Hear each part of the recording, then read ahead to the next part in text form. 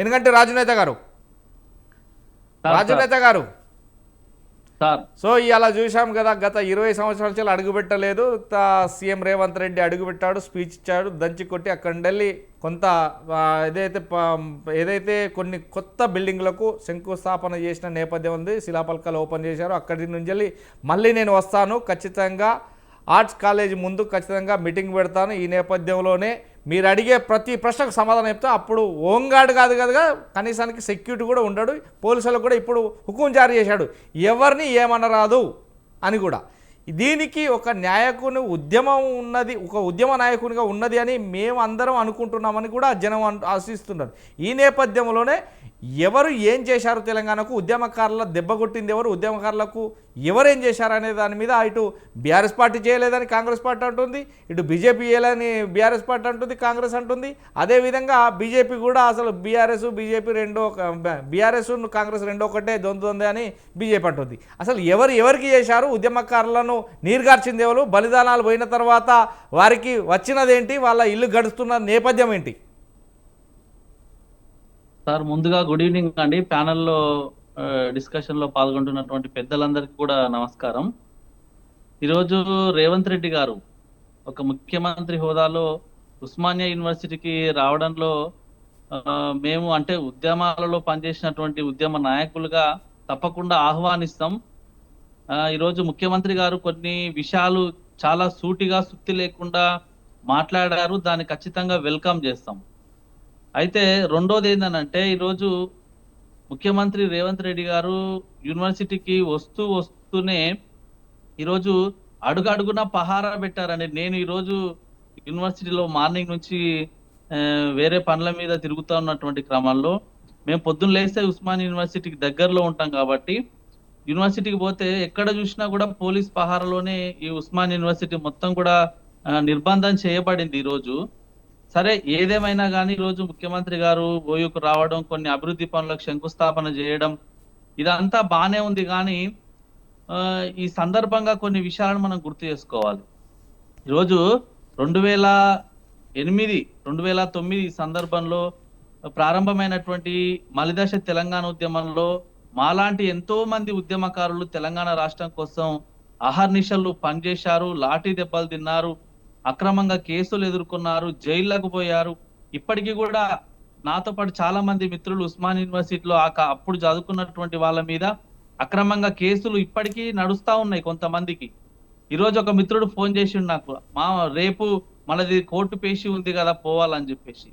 అనంటే ఈరోజు తెలంగాణ రాష్ట్రం కోసం పోరాటం చేసినటువంటి ఉద్యమకారుల మీద అక్రమంగా బనాయించినటువంటి కేసులు ఇప్పటికీ ఉన్నాయి. వాటి గురించి కూడా ముఖ్యమంత్రి గారు మాట్లాడితే బాగుండేది, మాట్లాడలేదు. రెండోది, ఈరోజు తెలంగాణ ఉద్యమకారులకు 2009 నుంచి పోరాటంలో ఉన్న వాళ్లకు చాలా అన్యాయం జరిగిందండి. ఎందుకంటే నేను ఒక స్వయంగా ఉద్యమంలో పనిచేసినటువంటి వ్యక్తిగా నాకు ఆ బాధలు, కన్నీళ్లు, కష్టాలు, కడగన్లు తెలుసు కాబట్టి ఉద్యమాలలో పనిచేసి జీవితం మొత్తం తెలంగాణ రాష్ట్రం కోసమే, స్వరాష్ట్రం ఏర్పాటు కావాలి, మన నీళ్లు, నిధులు, నియామకాలు మనకు కావాలని చెప్పేసి రాష్ట్రం ఏర్పాటు కావాలని పోరాటంలో పాల్గొన్నటువంటి వాళ్ళ యొక్క జీవితాలన్నీ కూడా ఇప్పుడు చాలా అగమ్య గోచరంగా అస్తవ్యస్తంగా తయారై ఉన్నాయి.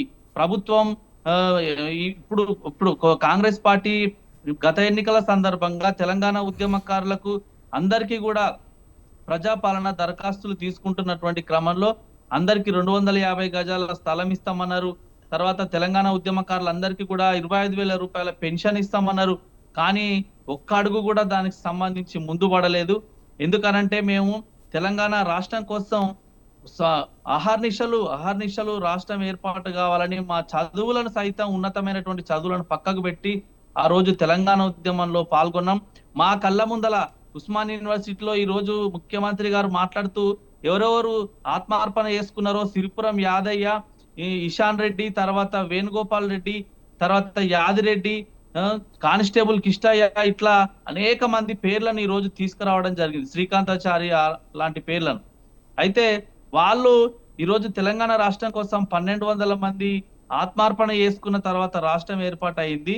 ఇంకా ఇప్పుడు ఎవరైతే ఉద్యమకారులుగా ఈరోజు మిగిలి ఉన్నారో వాళ్ళ గురించి కూడా ఈ ప్రభుత్వం పట్టించుకుంటే బాగుంటుంది. ఎందుకోసం అంటే గత ప్రభుత్వం అమరవీరుల కుటుంబాలకు సంబంధించి 1200 కుటుంబాలు ఉంటే కేవలం 300 400 కుటుంబాలని గుర్తించి వాళ్ళకు ఎంతో కొంత సాయం చేయడం జరిగింది.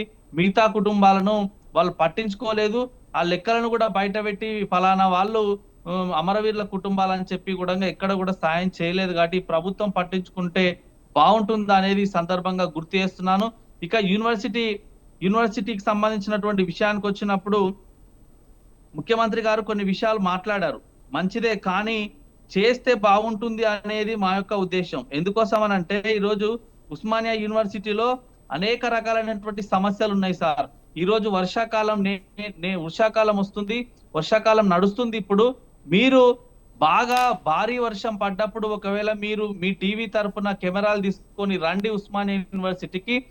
అనేక హాస్టళ్లలో E1 గానీ E2 గానీ తర్వాత లా హాస్టల్ గానీ డి హాస్టల్ గానీ లేకపోతే మంజీరా హాస్టల్ గానీ ఇట్లా అనేక హాస్టళ్లలో ఇప్పటికీ కూడా వర్షాలు భారీగా పడితే పైనుంచి మొత్తం కూడా నీరు కిందికి గారుతుంది సార్. అంటే అక్కడ ఉన్నటువంటి విద్యార్థులు ఎవరైతే ఉంటారో హాస్టళ్లలో వర్షం ఇక్కడ పడితే వాళ్ళ బెడ్డులు ఇక్కడ జరుపుకుంటారు. మళ్ళీ ఇక్కడ వర్షం కురిస్తే ఇక్కడ నుంచి అక్కడ తర్వాత బకెట్లను హాస్టళ్లలో ఈ రోజు వర్షం పడుతుంటే ఆ దార కింద బకెట్లను పెడుతున్నటువంటి సందర్భాలు కోకొల్లలు మేము దగ్గరుండి ఇప్పటికీ కూడా చూస్తున్నాం. 100 ఏళ్లకు పైగా చరిత్ర కలిగినటువంటి ఉస్మానియా యూనివర్సిటీలో ఈరోజు విద్యార్థులు ఎదుర్కొంటున్నటువంటి సమస్యల మీద చాలా చాలా దగ్గరగా చాలా క్షుణ్ణంగా పరిశీలన చేయాల్సినటువంటి అవసరం ఉన్నది. సరిపడా టాయిలెట్స్ లేవు, తర్వాత సరిపడా మెస్ హాల్స్ లేవు, హాస్టల్ భవనాలు లేవు. ఈరోజు పరిశోధనకు సంబంధించి కూడా ఈరోజు ముఖ్యమంత్రి గారు చెప్పారు. హార్వర్డ్ యూనివర్సిటీ స్థాయిలో ఈరోజు ఉస్మానియా యూనివర్సిటీలో పరిశోధనలు జరగాలి. కానీ ఎక్కడ కూడా ఆ స్థాయిలో ఉస్మానియా యూనివర్సిటీలో పరిశోధనలు జరుగుతున్నటువంటి పరిస్థితులు లేవు. వాస్తవాలను మనం ఒప్పుకోవాలి. ఈరోజు ఒక విషయం చెప్తే మీరు ఒక లెక్క చెప్తే చాలా ఆశ్చర్యానికి గురవుతారు సార్. ఉస్మానియా యూనివర్సిటీతో పాటు తెలంగాణ రాష్ట్రంలో ఉన్న 12 యూనివర్సిటీలలో టీచింగ్ ఫ్యాకల్టీలు, నాన్ టీచింగ్ ఫ్యాకల్టీకి సంబంధించి అనేక పోస్టులు ఖాళీగా ఉన్నాయి. గత 10 సంవత్సరాల నుంచి కూడా ఈ ఖాళీలను భర్తీ చేసినటువంటి పాపాన ఏ ప్రభుత్వము పోలేదు. ఇప్పటికీ అధికారిక లెక్కల ప్రకారం చూసుకుంటే 1400 టీచింగ్ పోస్టులకు గాను 1000కి పైగా పోస్టులు ఈ రోజు ఖాళీగా ఉన్నాయి సార్. మళ్ళా 2300 నాన్ టీచింగ్ పోస్టులు కూడా ఈ రోజు ఖాళీగా ఉన్నటువంటి పరిస్థితి. ఇంకొక విషయం, ఇంజనీరింగ్ విభాగంలో ఒక్క శాశ్వత ప్రొఫెసర్ కూడా లేదు. ఒక్క శాశ్వత అంటే పర్మనెంట్ ఎంప్లాయీ ఇంజనీరింగ్ విభాగంలో పర్మనెంట్ ఫ్యాకల్టీ ఎక్కడ కూడా లేరు. అందరూ కూడా కాంట్రాక్ట్ గెస్ట్ లెక్చరర్లతోనే ఈరోజు కాలం వెళ్ళదీస్తున్నారు. తర్వాత ఉర్దూ విభాగంలో 19 మంది రెగ్యులర్ ఫ్యాకల్టీ ఉండాలి, కానీ కేవలం 4 మాత్రమే ఈరోజు ఉర్దూకు సంబంధించినటువంటి డిపార్ట్మెంట్ లో ఉన్నారు. సైకాలజీ, ఫిలాసఫీ విభాగాల్లో కేవలం ఇద్దరు మాత్రమే ఈరోజు యూనివర్సిటీలలో ప్రొఫెసర్లుగా పనిచేస్తున్నటువంటి మాట వాస్తవం. రెండోది, ఈరోజు 1919 సంవత్సరంలో ప్రారంభమైనటువంటి ఉస్మానియా యూనివర్సిటీలో అప్పుడు 7వ నిజాం కాలంలో ఏర్పాటైనటువంటి ఉస్మానియా యూనివర్సిటీ అప్పుడు విస్తీర్ణం ఎంతనో తెలుసా సార్?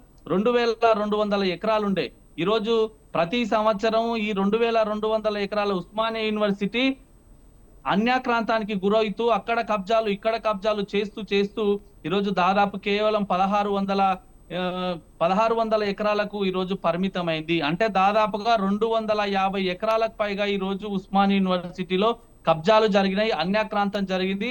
ఇప్పటికీ కూడా కోర్టులలో ఈరోజు కేసులు నడుస్తా ఉన్నాయి సార్. ఈరోజు ఉస్మానియా యూనివర్సిటీ ల్యాండ్స్ కు సంబంధించి పట్టించుకోవాల్సినటువంటి బాధ్యత కూడా ఈరోజు ప్రభుత్వం మీద ఉన్నది.